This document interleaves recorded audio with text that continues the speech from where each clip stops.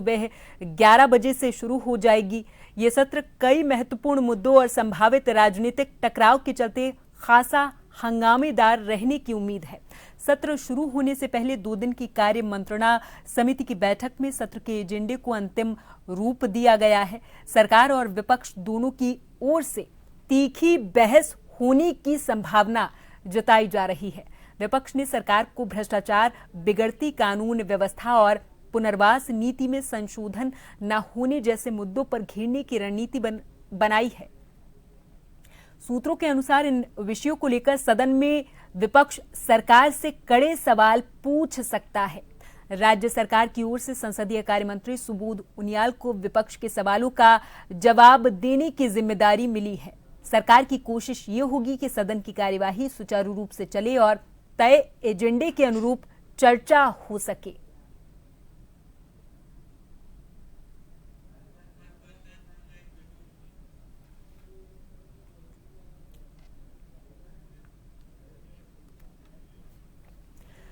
और इस पूरी खबर पर हमारे साथ देहरादून से bureau chief SN Pant ji phone line पर जुड़ गए हैं अधिक जानकारी के साथ। पंत जी, आज से उत्तराखंड विधानसभा का मानसून सत्र शुरू होने वाला है। कहा यह जा रहा है कि सरकार ये पूरी कोशिश करेगी कि एजेंडे को सामने रखा जाए और शांतिपूर्ण ये मानसून सत्र चले, लेकिन दूसरी तरफ विपक्ष की ये कोशिश रहने वाली है कि सरकार को घेरना ही घेरना है। पंत जी, बिल्कुल आपको बताना चाहूंगा, उत्तराखंड विधानसभा का मानसून सत्र का आज पहला दिन है, यानी कि देर के बाद 11 बजे सदन की कार्यवाही शुरू हो जाएगी और सबसे पहले वंदे मातरम के गायन के साथ इसकी प्रक्रिया शुरू होगी मानसून सत्र की। और उसके बाद सबसे पहले जो कार्य मंत्रणा समिति में 2 दिन का यानी 19 और 20 आज और कल का एजेंडा तैयार किया गया है। उस एजेंडे का प्रारूप रखा गया है कि क्या कुछ होने वाला है। पूर्व विधायक और पूर्व जिला पंचायत अध्यक्ष मुन्नी देवी शाह के निधन के बाद आज उसमें श्रद्धांजलि सभा रखी जाएगी, जिसमें नेता सदन यानी मुख्यमंत्री, संसदीय कार्य सुबोध उनियाल, संसदीय कार्य मंत्री सुबोध उनियाल के साथ नेता प्रतिपक्ष जसपाल आर्य और कांग्रेस के अलावा जो निर्दलीय और बीएसपी के विधायक हैं वो भी इसमें बकायदा अपनी श्रद्धांजलि सभा में अपना वक्तव्य रखेंगे। इसके अलावा सुबह की अगर बात करना चाहूं तो आज विधानसभा अध्यक्ष और मुख्यमंत्री दोनों ही सुबह की सैर पर निकले हैं, लोगों से मुलाकात की है और जो मुख्यमंत्री ने आजीविका मिशन की महिलाओं से उनकी योजनाओं से संबंधित फीडबैक भी लिया है। रहा सवाल हंगामेदार आसार होने के हैं या नहीं है, विधानसभा अध्यक्ष ने सर्वदलीय बैठक में बीजेपी और कांग्रेस के विधायकों के अलावा निर्दलीय सर्वदलीय बैठक में कहा है कि आप सदन की कार्रवाई को सही तरीके से संचालित होने दीजिए और उनकी मंशा रहेगी कि ज्यादा से ज्यादा सवाल इसमें लिए जाए। 545 प्रश्न अभी तक विधानसभा में लग चुके हैं।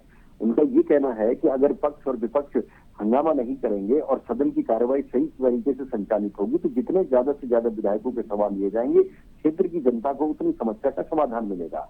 साथ ही साथ विपक्ष की ओर से अगर हम बात करें तो विपक्ष ने अपने विधानमंडल दल की बैठक में नेता प्रतिपक्ष की अगुवाई में ये तय किया है कि किस तरीके से भूस्खलन हो रहा है, रास्ते बंद हैं, ऑल वेदर रोड में दिक्कतें आ रही है, धराली जैसी आपदा के दरमियान मुआवजे की राशि कम दी गई है, पुनर्वास नीति सरकार के पास नहीं है, बिगड़ती हुई कानून व्यवस्था है, भ्रष्टाचार का बोलबाला है। इसको लेकर के सदन के पटल पर विपक्ष हंगामा करेगा और जोरदार तरीके से सरकार को घेरने का काम करेगा। सरकार की तरफ से जो विधानमंडल दल की बैठक में तय किया गया है उसमें संसदीय कार्य मंत्री आज अगर विपक्ष कहीं पर हंगामा करता है, ये सवाल पूछता है तो वो उन सवालों का विधिवत रूप से जवाब देंगे, क्योंकि आज मंगलवार का दिन है, मुख्यमंत्री का दिन नहीं होता, लेकिन उसके बावजूद मुख्यमंत्री सदन में रहेंगे और सदन में रहने के साथ मुन्नी देवी शाह जो दिवंगत पूर्व विधायक हैं उनके श्रद्धांजलि सभा में अपना वक्तव्य रखेंगे। ठीक है, बहुत बहुत धन्यवाद पंत जी तमाम जानकारी के लिए। आप हमारे साथ जुड़े और तमाम जानकारी आपने हमारे दर्शकों तक पहुंचाई। तो उत्तराखंड विधानसभा का मानसून सत्र आज से शुरू हो रहा है। ये कहा जा रहा है कि ये हंगामेदार रहने की उम्मीद जताई जा रही है। हालांकि सरकार की ये पूरी कोशिश रहेगी कि इस मानसून सत्र को शांतिपूर्ण और एजेंडे के साथ पूरा किया जाए।